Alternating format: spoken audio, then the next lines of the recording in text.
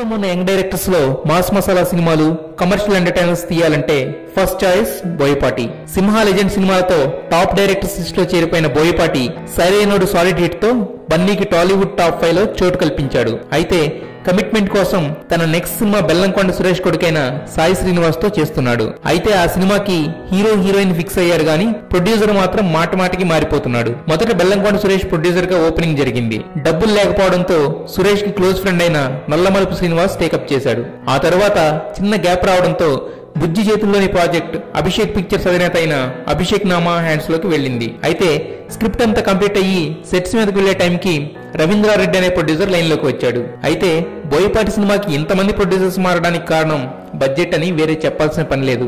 అసలే కొరటాల కామెంట్స్ తో ఫైర్ మీద ఉన్న బోయపాటికి ఈ సినిమాతో తన దమ్ము చూపించాలని కసిగా ఎదురు చూస్తున్నాడు. కానీ ఇలా ప్రొడ్యూసర్స్ మారుతూ సినిమాని లేట్ చేస్తున్నారు. ఎన్ని ఫస్ట్ లుక్స్ వంశీ గారు?